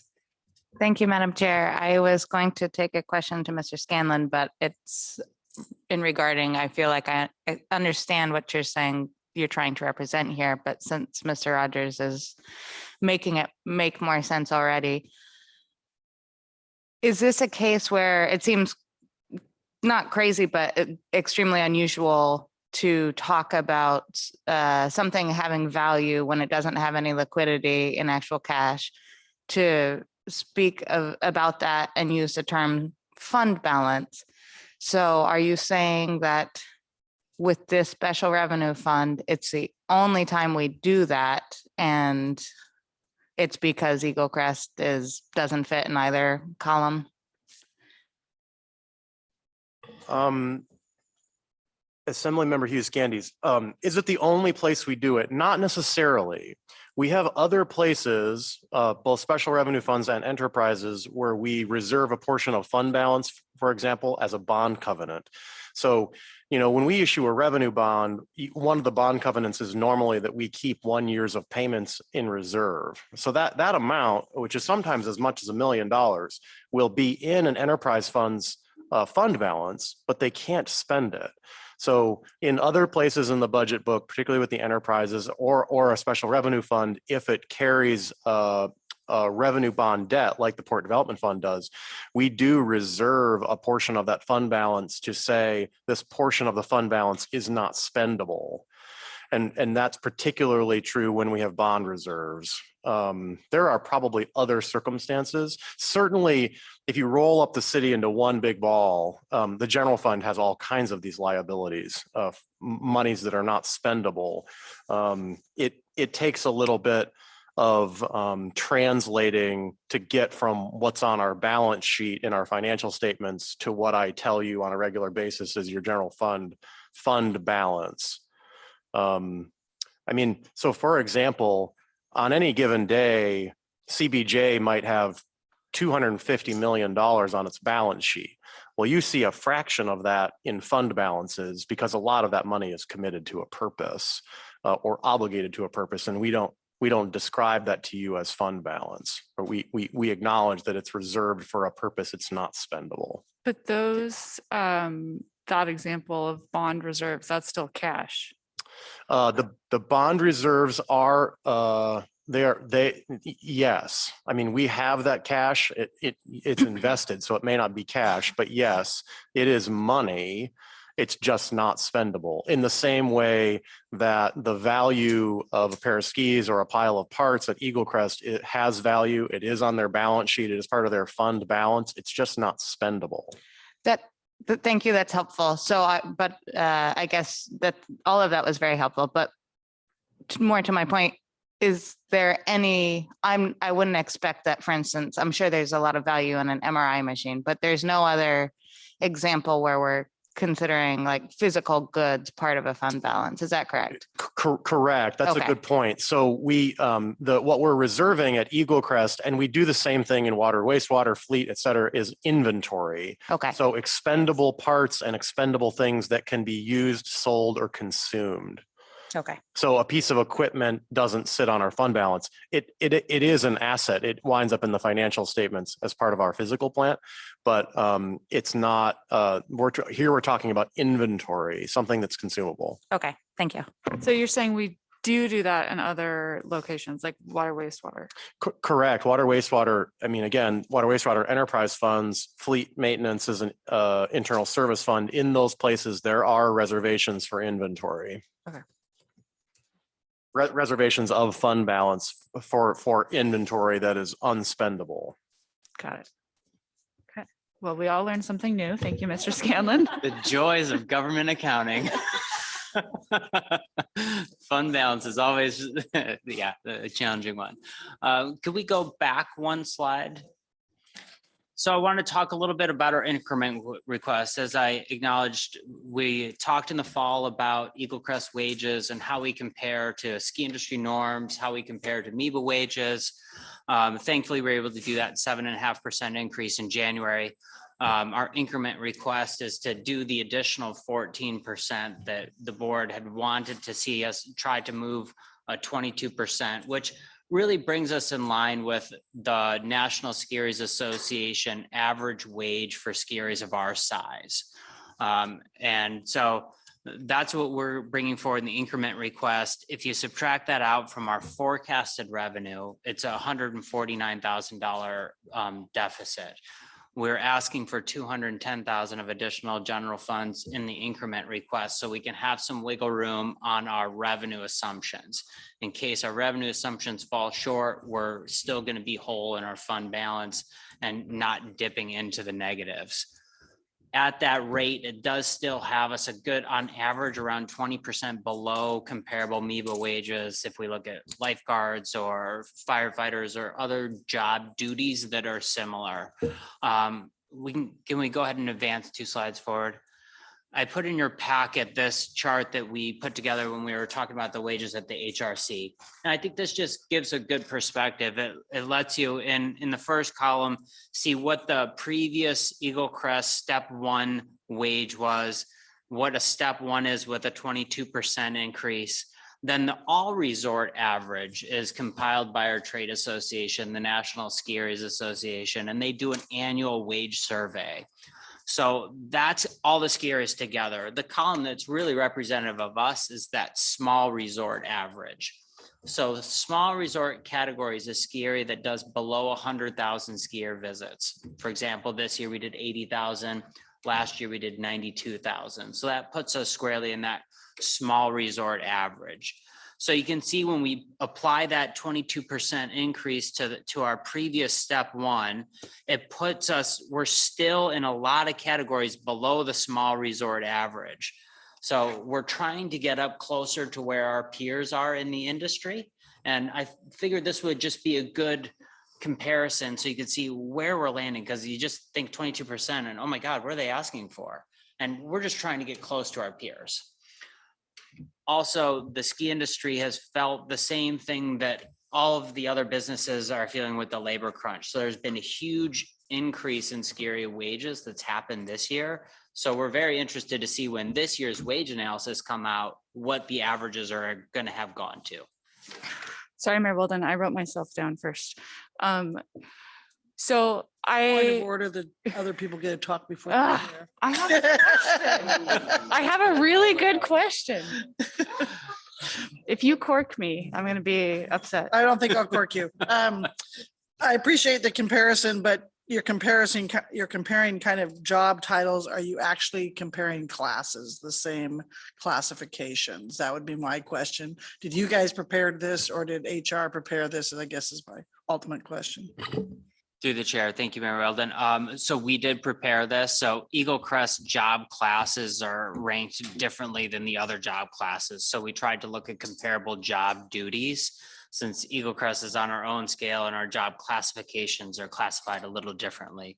We have had some discussions with HR of if we were to reclassify, how would that look relative to these similar job duties? So we used some of those conversations as our basis, but we did put it together.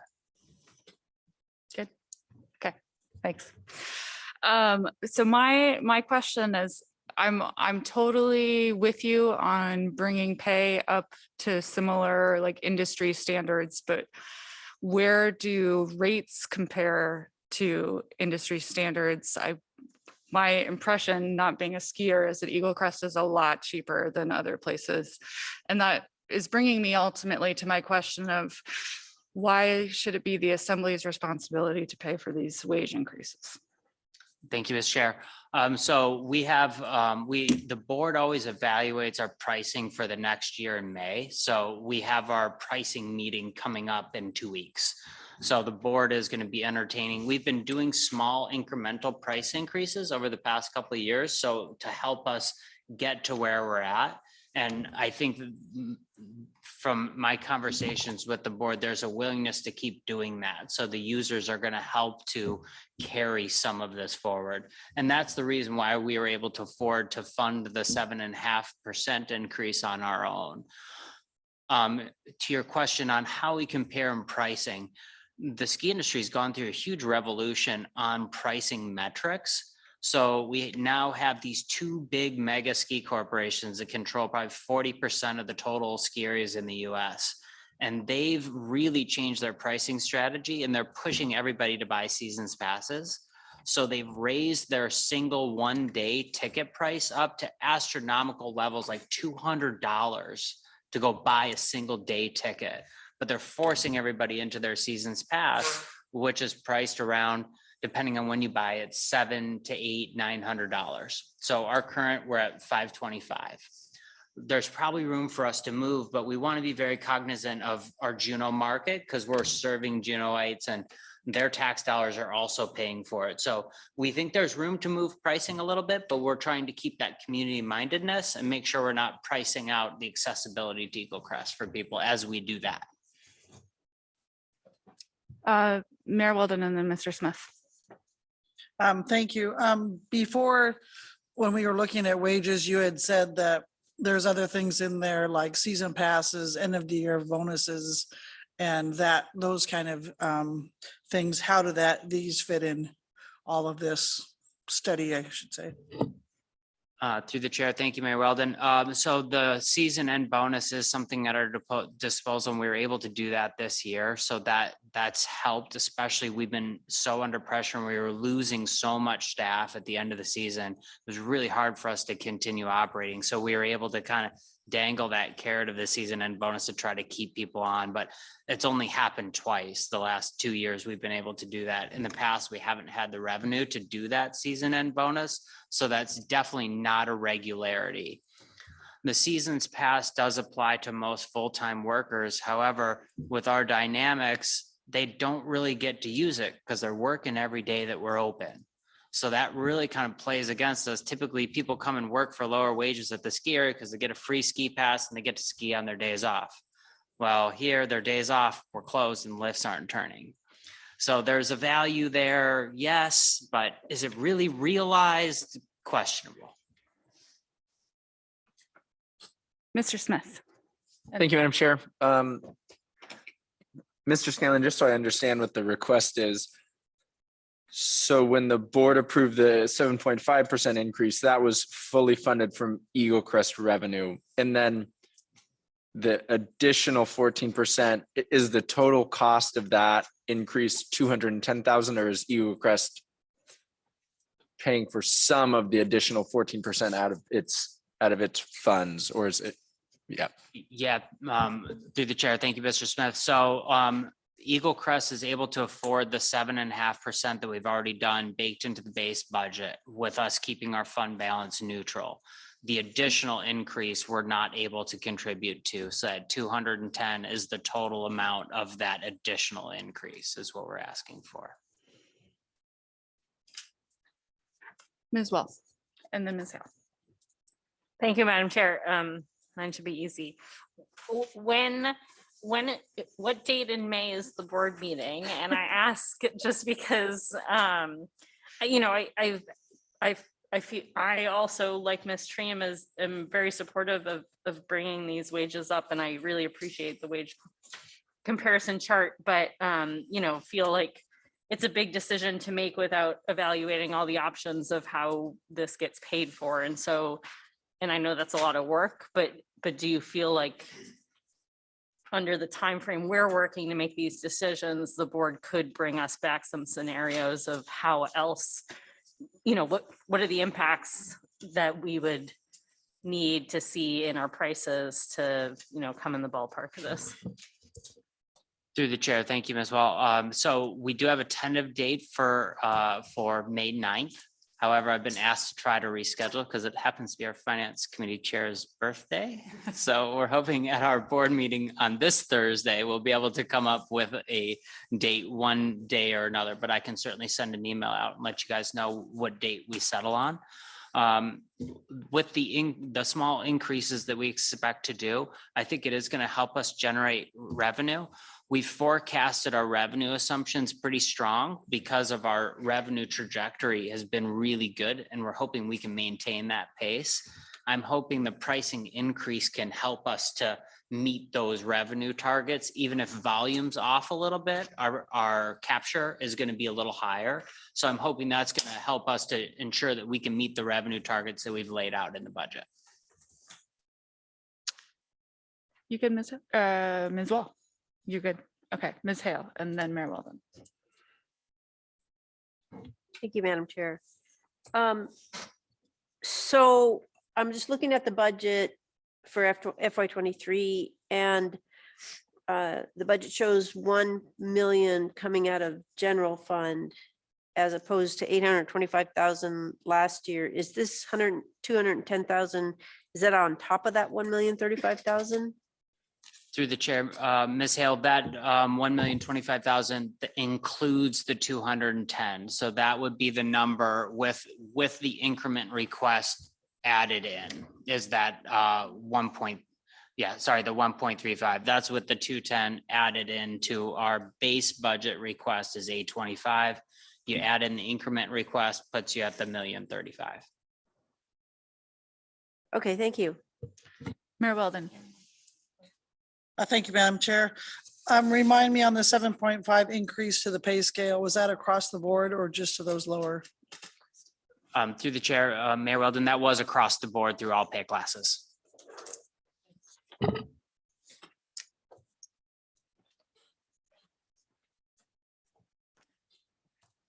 complicated.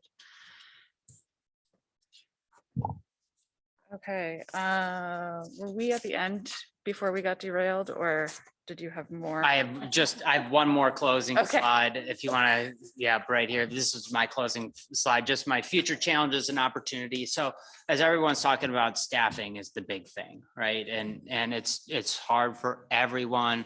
Our wages make it increasingly challenging. Staff housing is a big thing that we always talk about. Years in the past, Mr. Duncan was successful using the J1 visa program for some of the lift operator positions, instructors. You know, we'll have traveling ski area workers that'll want to come up from South America on J1 visas. You have to have housing for J1 visas. So that's something that's really on our mind. Every fall, we'll get a handful of emails of people that are interested, and they're always asked, do you have employee housing? As we all know, just the logistics of moving to Juneau, even if you had a warm pillow to come to, is challenging. So we know if we have an employee housing solution, that's going to really help us with these lower level positions. And I got to just kudos to my staff for helping in the end of the season. We literally had ski patrol chipping in and running the lift operations at the top of Ptarmigan midweek. We were down to 4 lift operators when usually we need 12. And so it was everybody chipped in to keep the ski area functioning. We're hopeful that maybe coming into this winter, we've been talking with some of the big summer operators that have actually bought fourplexes for employee housing, that maybe there's a way that we can have a relationship where we could, you know, be able to have an employee housing option. So that's one of our big challenges, is the whole employee, the staffing side. Recruitment, retention, we have some big shoes to fill with some of our retirements. So those are going to be challenging. They're big ski industry specifics. And of course, our big future opportunities is thanks to you guys and helping us to move forward with the summer operations. We're excited to negotiate with Gold Belt and see our ability to have a new revenue stream. And hopefully that can lead us into being able to do some of this employee housing and other things like that. So that wraps up what I had for you guys. Thank you. Thank you, Mr. Scanlon. Any more questions? Ms. Hale? Thank you, Madam Chair. And this is a question for Mr. Rogers, and you may not have this information at your fingertips. I'm finding it a little bit difficult to look back at 21, 22, just because of pandemic effects. And so it's just hard to know when I'm looking back at numbers, how, you know, how real they are relative to what we're used to. And I seem to recall the last time I put a lot of thought into how much Eagle Crest got from general fund, I recall a number like 700,000 2 or 3 years ago. Do you have any kind of like FY20, FY19, FY19, 18, that kind of thing, any kind of numbers like that at your fingertips? Or is that too much to ask right now? If you give me 60 seconds, I will. Thank you. So maybe take another question and I'll come back. Okay.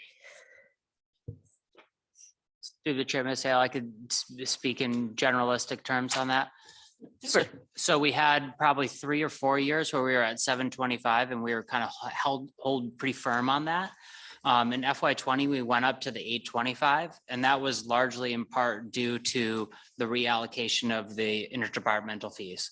So we had a huge jump. For a while. Our interdepartmental fees that. were around 210 or 225 when we were at the 725 in general funds. Then we went up to like 340 in interdepartmental fees. So there was a really large jump in our interdepartmental fees. At the same time, insurance went up and workers' comp went up. So the increase, we went from 725 to 825 was largely in part to carry those other fees that were out of our control, those other expense increases that were out of our control. Thank you. That's helpful. Mr. Rogers? Yeah, Chair Dream. So I can confirm in FY20, the total general fund support, both roaded service and general fund, was 725, as Mr. Scanlon said. In FY21, it went to 875. And it stayed 875 in FY21 and FY22. And just one other little note, that does not include the $150,000 that has historically been in the CIP designated toward Eagle Crest. Thank you. I see the roaded service area there too. Got it. Thank you. And we're still not in the budget at full cost allocation, correct? It's still 75% for Eagle Crest. It is, Chair Treem, it is 85% for Eagle Crest. This year, that has been the historical norm for all of the units that are charged allocated costs. We moved every organization to 100% allocated costs this year, except Eagle Crest. And as I told you earlier, we will move Eagle Crest toward 100% of its allocated costs as rapidly as we can without busting their budget. So where does that extra 15% show up? That extra 15% remains a burden on the general fund for services that the general fund provides to Eagle Crest. Okay. I won't editorialize a lot. Mr. Scanlon and I talk about interdepartmental costs a lot. I understand that they are a burden on Eagle Crest, but as I've said, both to Mr. Scanlon and to the other enterprise leaders, that's a real cost for real services that Eagle Crest receives. I think sometimes we get feedback that misconstrues those costs as some kind of tax from the city, and that just couldn't be less the case. Mr. Scanlon, the Eagle Crest Enterprise are paying for services that they receive from central service agencies, and I might have made a joke about it a week or two ago. I felt like for several days, myself, Mr. Palmer, half of the purchasing team did nothing but Eagle Crest stuff, which I'm happy about. In 2 years, Mr. Scanlon and Eagle Crest will pay for that. Yeah. And it will be frustrating. But that is an organization outside the general fund paying for services that are provided by general funded employees. Yeah. So I just want to make a comment again. I think I mentioned this the last time we talked about this, but just in general, not for Eagle Crest specifically, I'd like to see everybody at 100% of that cost allocation, even if it then means we are subsequently increasing the general fund amount to those departments, because I think that's the most transparent way to do that. Otherwise, we're kind of hiding true costs that don't show up. So I'm happy that we're trending in that direction. Mayor Weldon. Thank you. And thank you, Mr. Scanlon. An excellent presentation. So my motion reflects nothing on you, other than I would like to poke a little bit more at the wages. So my motion is to hold the Eagle Crest budget at this time until we can look a little bit more at those wages. Ms. Hale. I guess I'm objecting, but only for purposes of a statement. And then I'll remove my objection. I think that earlier this year, people were very unhappy about the wages of the staff at Eagle Crest. And we heard a lot from people, and people on the assembly were very interested, as well as people. I think we made news outside of Juneau even. And I think there are many people on this assembly that are very interested in seeing that our Eagle Crest staff treated equitably. And I'm very interested in that. So I appreciate holding this Eagle Crest budget, but I really hope we take very seriously the idea of bringing those wages up. And it's just plain hard to find people, and we really need to treat those people well. I'll remove my objection. Mayor Weldon. I'll just speak a little bit briefly to that. I have no intention of not doing anything. I just would like to see, I'll make sure that we're comparing apples to apples rather than apples to oranges on some of the positions is all. Seeing no further objection, the mayor's motion passes. Thank you, Mr. Scanlon. Is there anything else we need to do tonight? Mr. Rogers, are we all set? We're good. Thank you. Okay, we're adjourned. Thank you, everybody.